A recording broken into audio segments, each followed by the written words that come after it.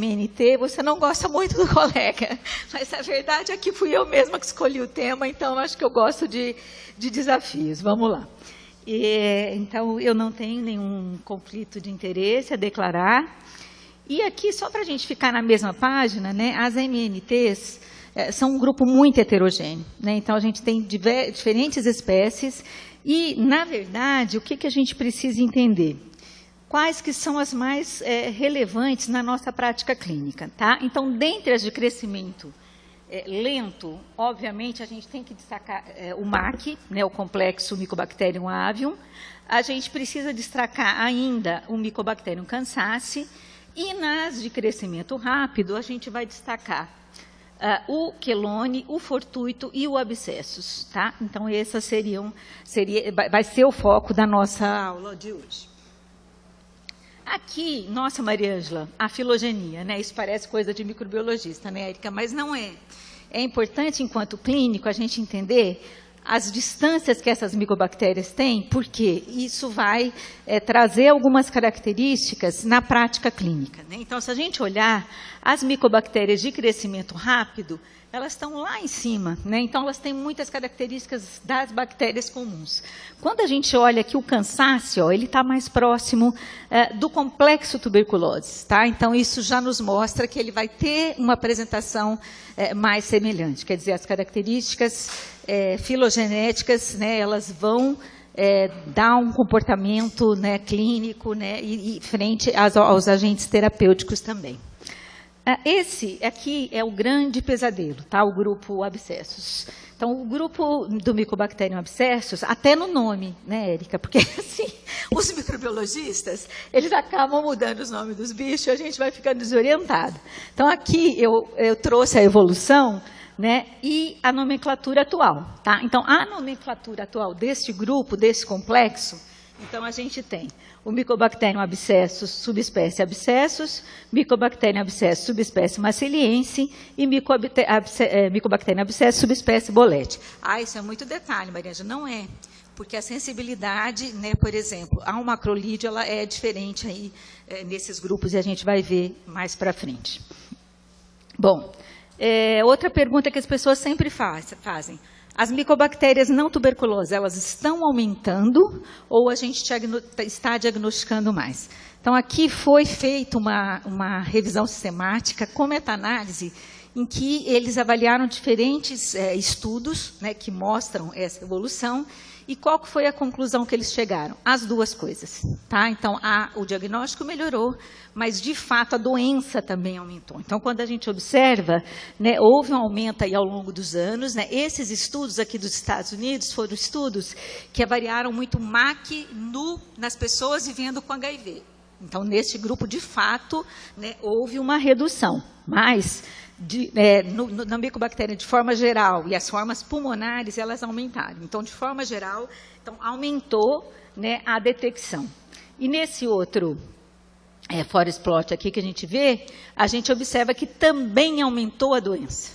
Tá? Então, estamos detectando mais e mais pessoas estão adoecendo. Tá? Então, dados tanto de laboratório como os dados de doença mostram isso. Tá? Que isso é uma coisa que o pessoal fala assim, nossa, mas está aumentando, né? Está mesmo. Né? Então, a gente pode afirmar que está mesmo, baseado aí nas pesquisas e nessa revisão sistemática. Bom, como a gente falou, elas são heterogêneas, elas são ubíquas e elas estão no meio ambiente. Né? Então, assim, diferente do Mycobacterium tuberculosis, que a transmissão é interhumana, aqui não. Né? Então, aqui eu tenho essa outra questão. Então, a gente tem no ambiente, então, diversas fontes, principalmente as líquidas, né? Então, a gente precisa tomar bastante cuidado aí com a questão da água, né? Atualmente, a gente não sabe ainda como que isso, as mudanças climáticas aí, essa emergência climática que a gente vive, vai atuar nesse comportamento também, né? Qual que vai ser essa adaptação dessas micobactérias, né? Além disso, você tem fatores do hospedeiro, né, que Então, a gente vai ver que, de acordo com a micobactéria, você tem uma incidência maior no sexo feminino ou no masculino. Suscetibilidade genética, então, atualmente, a gente tem uma via bem determinada de suscetibilidade às doenças micobacterianas. E, além disso, a imunossenescência, né? Então, a imunossenescência, ela traz para a gente um desafio grande, né? E a gente tem observado cada dia mais pacientes idosos, né, que apresentam esse tipo de comprometimento, né? Além disso, né, então, isso obviamente vai impactar nesse cenário todo que a gente vive e também, sobretudo, na doença pulmonar. Tá? Na doença pelas micobactérias de crescimento rápido, né, as medidas relacionadas à assistência à saúde, elas são fundamentais. Tá? Então, assim, a gente tem essa diferença aí nesses dois grupos, e vocês vão observar que durante a aula isso se define muito bem. Então, eu tenho a pneumopatia por micobactéria não tuberculoses, e eu tenho a apresentação das micobactérias de crescimento rápido associada à assistência à saúde. Né? Então, são duas apresentações muito distintas da doença. Né? E aí, o que acontece? Né? Então, essas micobactérias, elas são extremamente dependentes de diferentes vias do sistema imune. Tá? Então, assim, o Mycobacterium, aqui a gente está utilizando o complexo avo intracelular, né? Então, ele é reconhecido pelas células dendríticas, há uma apresentação de antígenos, né? E a produção de diferentes mediadores, né? Esses mediadores, gente, eles são fundamentais nessa mediação do sistema imune, tá? Vão ativar, então, por exemplo, interleucina 12 ativa as células T, né? E essas células T, então, elas vão produzir interferon gama, né? Então, aqui, ó, a gente tem o papel dos inibidores, né, de interferon gama, aqui, que vão atuar nesse momento, os inibidores de TNF-alfa, né? Aqui também nessa outra via, né? E o que acontece? Né? Essa produção de interferon, ela vai ativar macrófago, e esses macrófagos vão produzir óxido nítrico, né? E esta via aqui é uma via bastante interessante, que é a via STAT1, né? De interferon gama STAT1. Nessa via aqui, então, há um reconhecimento de que pessoas que têm alterações nessa via, né, elas, geneticamente, elas têm uma maior suscetibilidade às doenças micobacterianas e às doenças, sobretudo, por micobactéria não tuberculoses. Tá? Então, essa via é uma via extremamente relevante. Né? Além disso, aqui, os outros fatores que a gente comentou, né, a fibrose cística, né, o envelhecimento, eles vão atuar, né, aqui, né, bloqueando essa via na produção de óxido nítrico. Né? Então, essas vias, elas têm sido muito estudadas, né, como alvo terapêutico, e também para entender como ocorre, né, esse adoecimento. Aqui eu não vou ler todas essas condições, né, porque, na verdade, repete um pouco da figura anterior. E o que a gente mostra? Né? Então, você tem, elas são, por natureza, oportunistas, ou seja, ou eu tenho uma doença pulmonar, ou eu tenho uma invasão de barreira, ou eu tenho uma imunossupressão sistêmica. Tá? Então, basicamente, são esses três fatores, e aqui eles estão detalhados. Né? Essa tabela é daquele mesmo artigo da Epidemiologia Global, que vale a pena, está muito bom. Então, a gente compreende, né, todos esses fatores que são associados, né, ao desenvolvimento das doenças micobacterianas. Né? Bom, então vamos lá. Os desafios. Né? Então, eu tenho dois grupos, desafios diagnósticos e desafios terapêuticos. Os desafios diagnósticos, o primeiro deles é entender se é um colonizante ou se é um patógeno. Tá? Então, já começa daí. No Mycobacteria tuberculosis, né, na maioria das vezes, será um patógeno. Mas aqui é diferente, porque a gente se coloniza logo cedo, né, como eles são ubíquos, e muitas vezes, dependendo do espécime que eu estou analisando, eu não posso levar em consideração como patógeno. Um segundo ponto é a identificação. Né? Então, assim, nem sempre eu consigo suporte diagnóstico para identificar, né, essa espécie. Né? E terceiro, os testes de suscetibilidade, que a doutora Érica, que é uma especialista, então a gente pode aproveitar na discussão para discutir um pouco isso também, tá? Mas quando a gente deve suspeitar? Em que situações clínicas, né? Então, assim, aqui, acho que a grande maioria, quem é clínico aqui? Tá? Quem é de laboratório? Não, gestão? Tá, ok. Então, assim, a maioria de nós somos clínicos, então, em que situação eu devo suspeitar?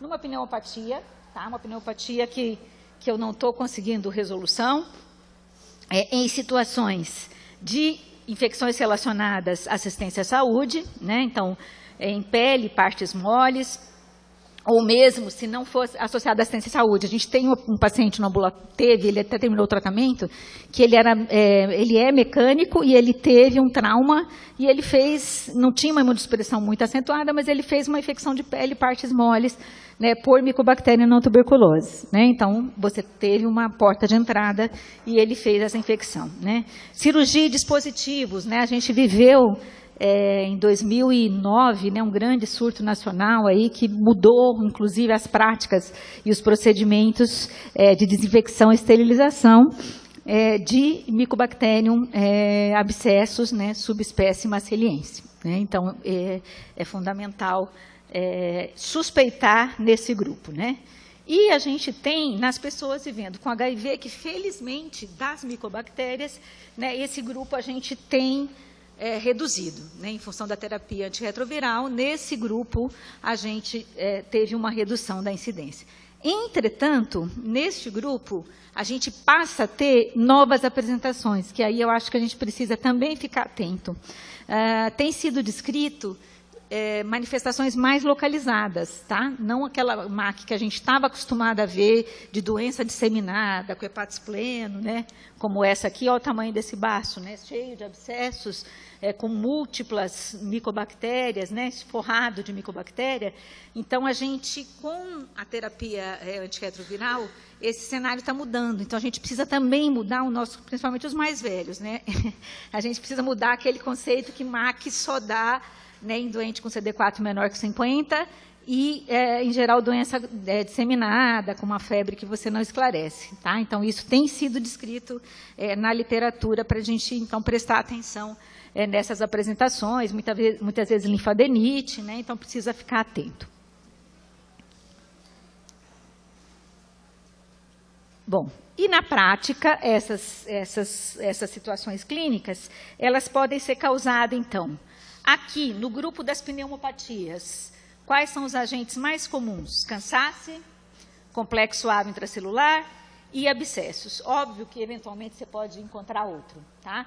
E encontra, mas, enfim, na prática, esses são os mais frequentes.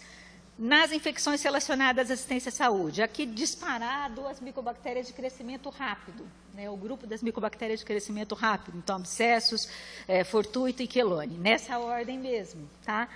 E aqui o grupo de doença disseminada, em geral aí no HIV, né, o MAC ou imunossuprimidos, transplantados, né, também a gente pode, o paciente pode apresentar, tá?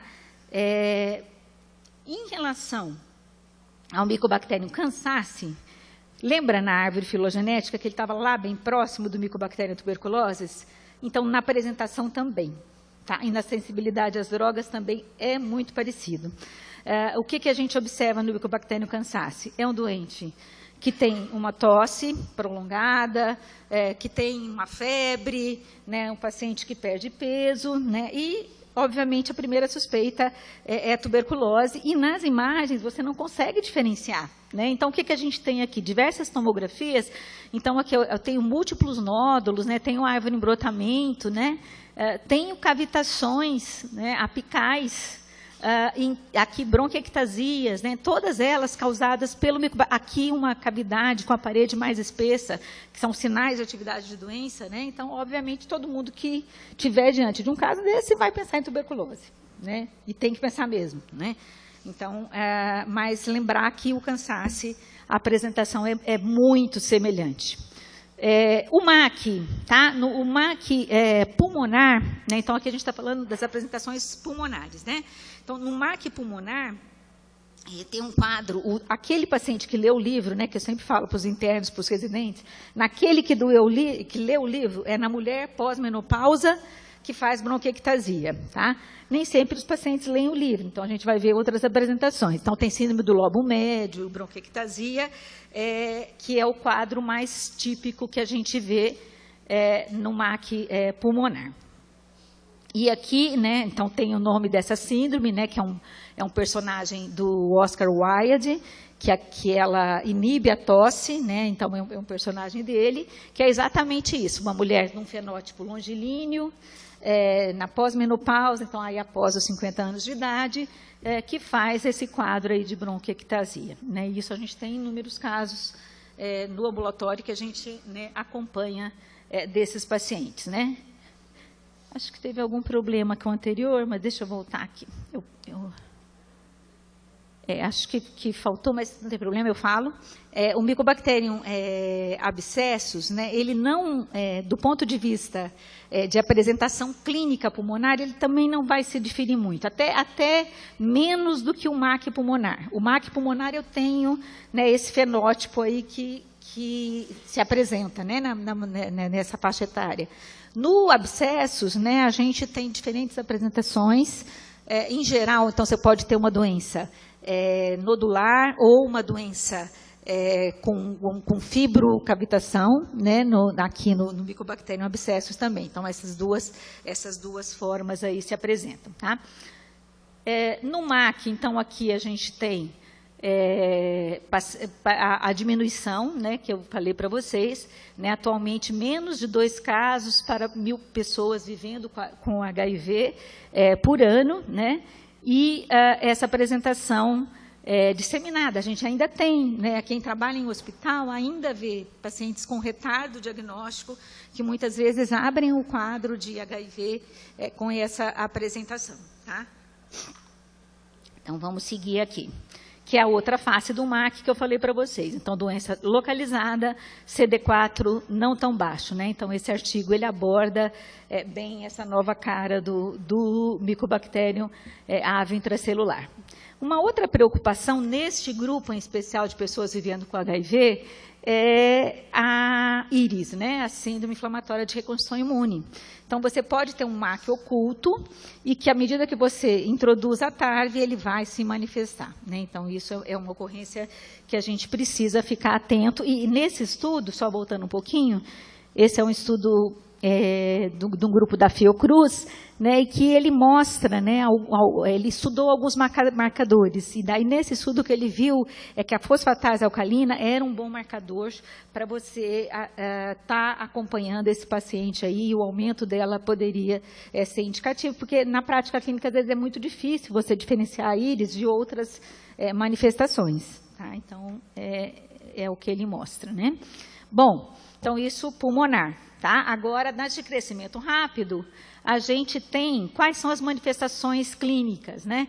Então, sinais flogísticos, aquela infecção de pele, partes moles insidiosa, né? Forma uma pápulazinha e aquilo não vai. Aí você trata com antibiótico inespecífico, aparece uma outra bolotinha em outro lugar.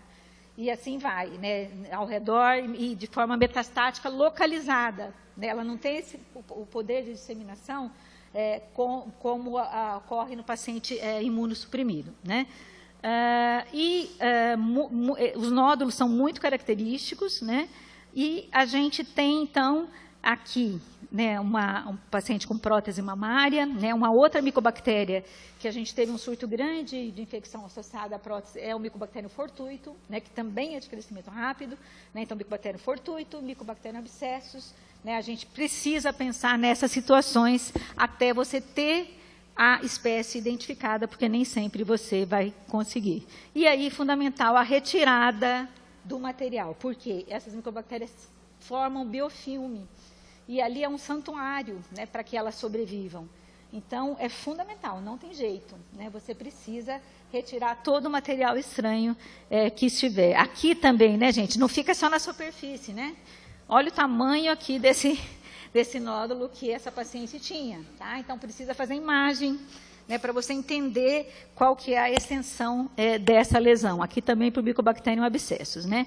E aí o diagnóstico, a primeira coisa que eu preciso pensar em MNT é quando eu tenho um bar positivo e eu tenho um teste rápido molecular negativo, né? O teste rápido molecular negativo e um bar positivo tem alguma coisa estranha, então essa já é uma pegada que você obrigatoriamente precisa pensar nas micobactérias não tuberculosas. Aqui eu vou falar dos critérios diagnósticos para doença pulmonar. Então, na doença pulmonar, eu preciso ter clínica, tá?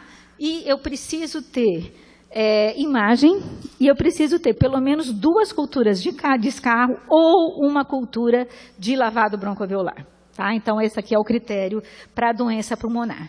Para as de pele e partes moles, esses são os critérios estabelecidos, tá?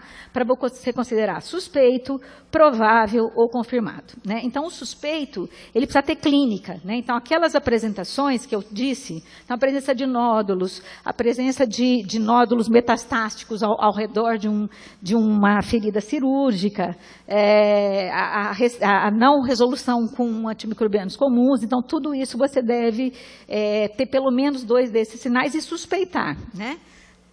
Além disso, o provável vai ser aquele que você tem a histopatologia com granuloma, né? Porque daí é bar positivo, eu não sei que bar mas é provável, e óbvio, confirmado é aquele que você tem a cultura, que é o padrão de referência. Eu vou ter que correr um pouquinho aqui, mas vamos lá.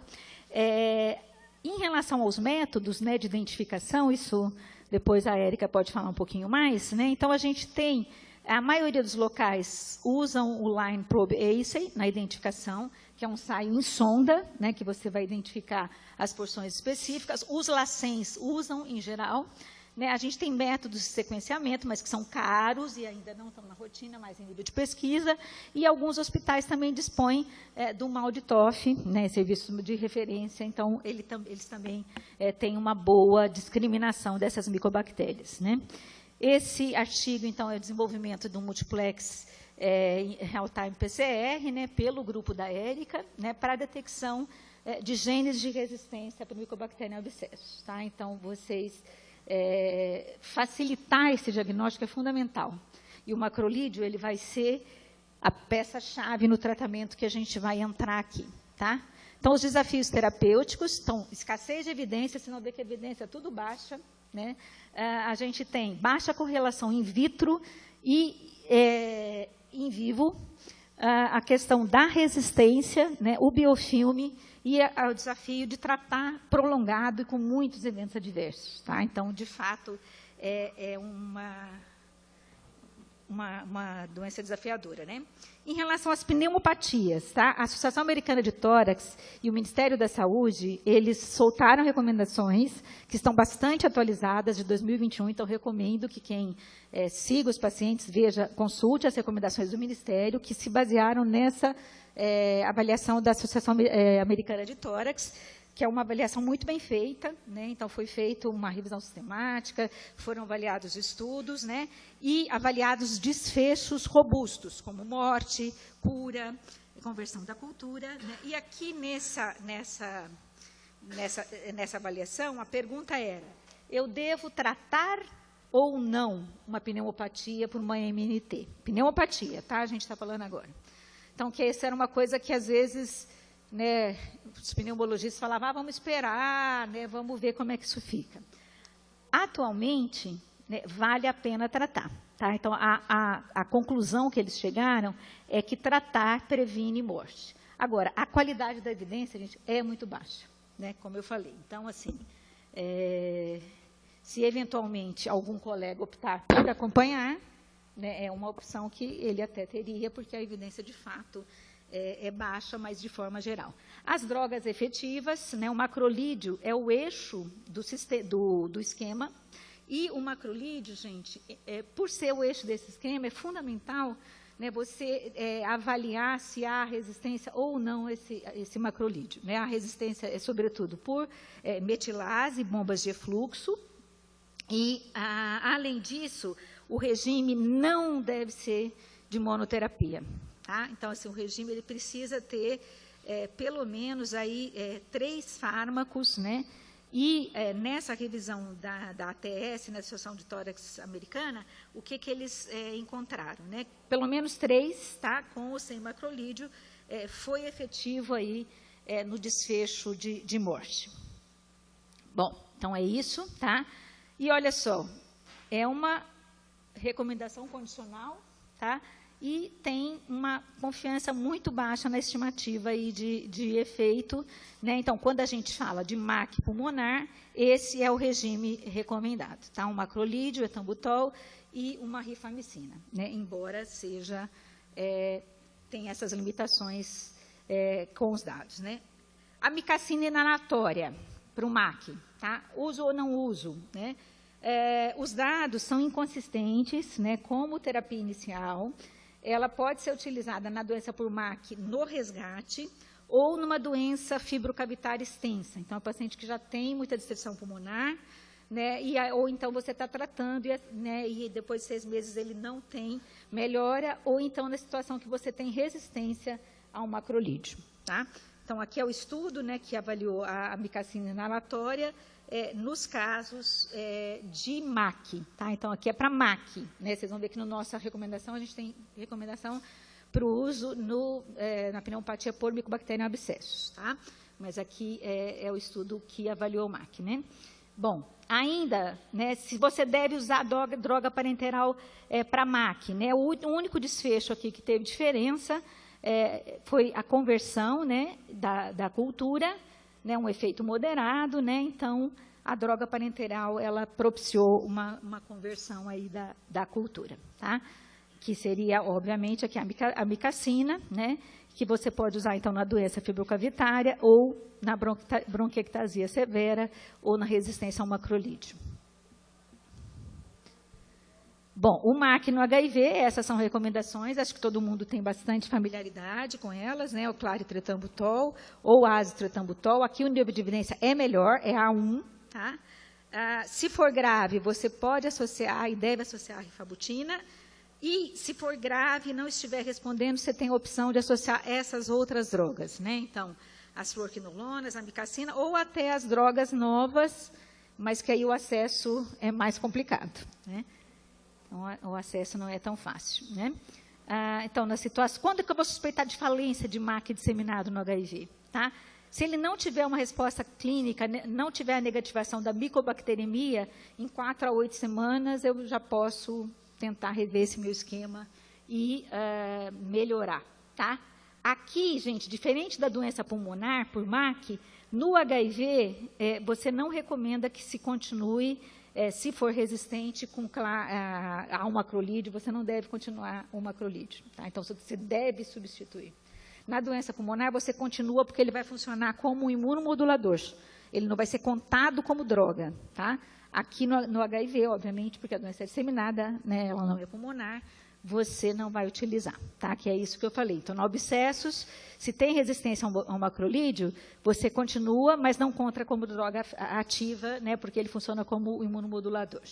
Ainda, então, do abscessos, né? Então, as subespécies abscessos e bolete, elas têm o gene RM, né, funcional. A maciliense não. Então, a maciliense ela é mais fácil de tratar, né? A bolete e a subespécie abscessos, no decorrer do tratamento, essa resistência ela pode se desenvolver ao macrolídeo. Tá? E o uso do carbapenêmico, né? Então, é uma droga que você pode lançar a mão no Mycobacterium abscessus. Então, aqui eles avaliaram o peso das drogas isoladamente, né? E a gente observa que aqui, para o carbapenêmico, para o imipenem, né? Então, essa droga, isoladamente, ela teve uma repercussão. Tá? Em termos de desfecho, né? Então, o desfecho, aqui também uma revisão sistemática, né? Mostrando que o desfecho, ele para o Mycobacterium abscessus, né? Ele é ruim, né? Doença pulmonar, né? Então, na verdade, o que tem sido proposto atualmente? Esquemas mais agressivos. E esse aqui é exatamente o esquema proposto pelo Ministério da Saúde, que é um esquema muito difícil de tolerar, sobretudo a tigecyclina. Tigecyclina é um inferno, o paciente tem náusea, o paciente tem vômito, e ele não tolera 3 meses, tá? Assim, é difícil o paciente que tolerou. A gente tem vários em segmento, né? Então, finalizando, né? Então, assim, prazo de crescimento rápido, né? Associado à assistência à saúde. Eu preciso suspeitar, investigar de forma individual e coletiva e avaliar o processo e notificar. Então, um caso de infecção relacionada à assistência à saúde de Mycobacterium não tuberculose, ele deve ser notificado, tá? Investigar, né, identificar os LACENs, eles fazem esse processo de identificação e teste de sensibilidade, retirar, né, as próteses, fazer o desbridamento e rever os processos relativos aos procedimentos. E aqui a água é uma grande vilã, as cânulas, né, então precisa rever com cuidado, né? Esse último slide, né, então ele traz uma reflexão que a gente precisa de outros profissionais, gente, né? Então aqui o médico não consegue esgotar sozinho. Isso aqui não sou eu que estou falando, né? Na verdade, a literatura ela coloca, por exemplo, o papel dos fisioterapeutas, sobretudo na doença pulmonar, né? O papel da enfermagem, de diferentes profissionais aqui e dos outros profissionais, né, na melhora da doença de base. Tá? Então, essa infecção ela é oportunista, então preciso melhorar a doença de base, precisa educar o paciente na adesão e precisa de pesquisa, né? O nível de evidência é muito ruim. E essas pesquisas elas só vão ser feitas de forma multicêntrica, né? Então, os nossos residentes até levantaram para esse congresso, tem 2 posts, eu vou fazer propaganda aqui, dos nossos casos, né? Então, um deles é comparando MAC pulmonar com cansaço, né, e o outro é falando sobre as micobactérias de crescimento rápido. Né? Então, assim, nesse tempo, e a gente tem um ambulatório movimentado, né, a gente tem um N razoável, mas, assim, precisa ser multicêntrico para a gente conseguir chegar a grandes conclusões. Muito obrigada.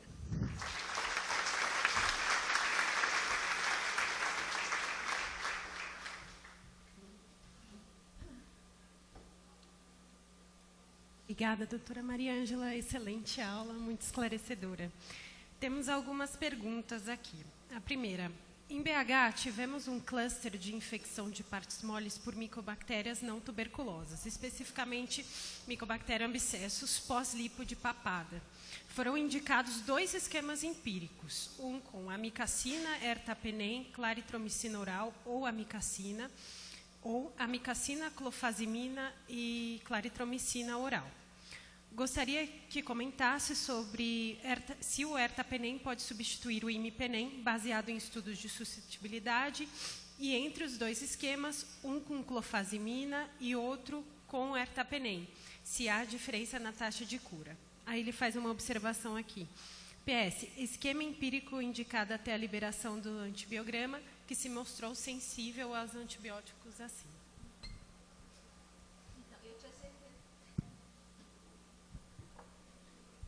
Eu tinha certeza que alguém ia fazer essa pergunta do ertapenem. Porque é uma dúvida da nossa prática clínica também. Eu vasculhei, confesso. Os estudos que eu encontrei, as análises são com imipenem, tá? Todas.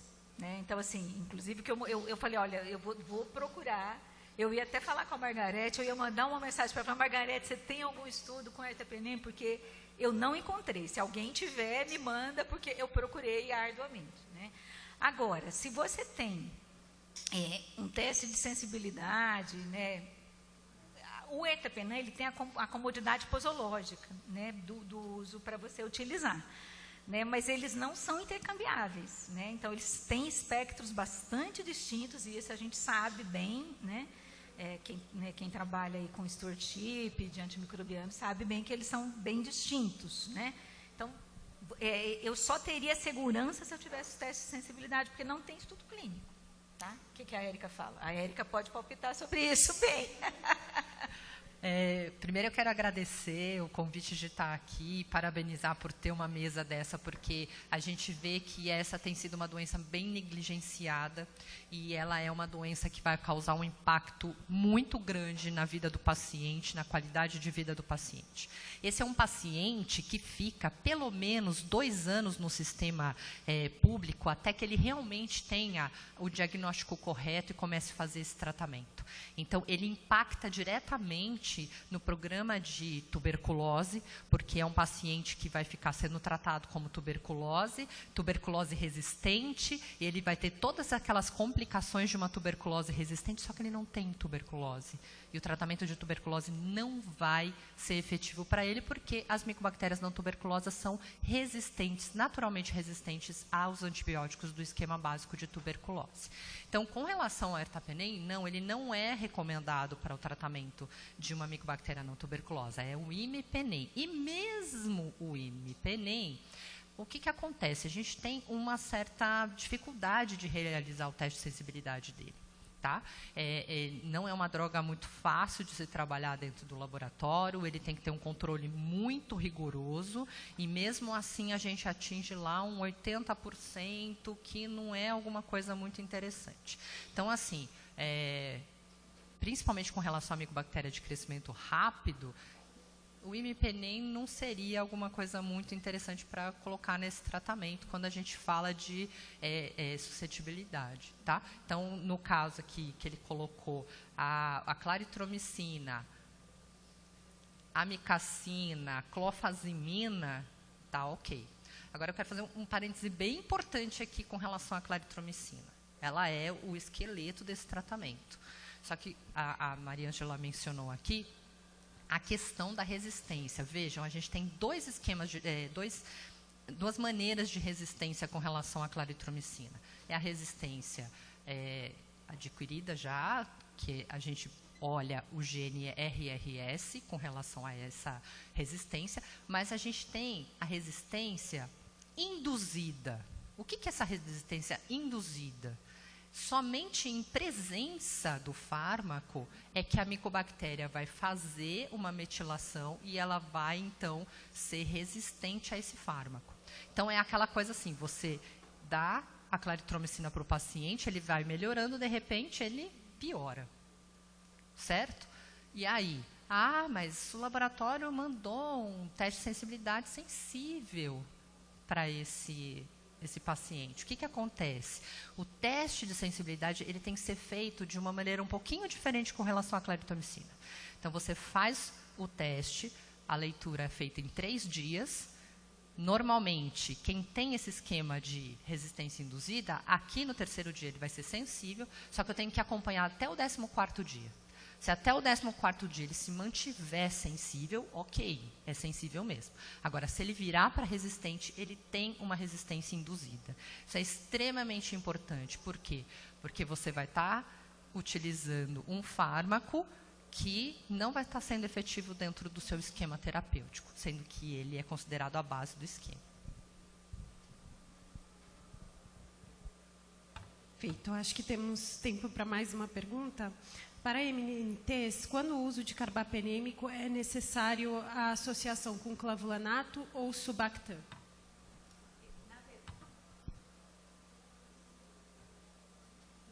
Para o Mycobacterium tuberculosis, né, o uso do carbapenêmico obrigatoriamente tem que ser associado ao clavulanato. No Brasil, como para tuberculose, tá, gente? Então, para tuberculose, eu tenho que associar ao clavulanato, porque o Mycobacterium tuberculose ele produz uma enzima, uma BLA. Né, ele produz uma BLA também que vai inativar. Tá? Para as MNTs, não.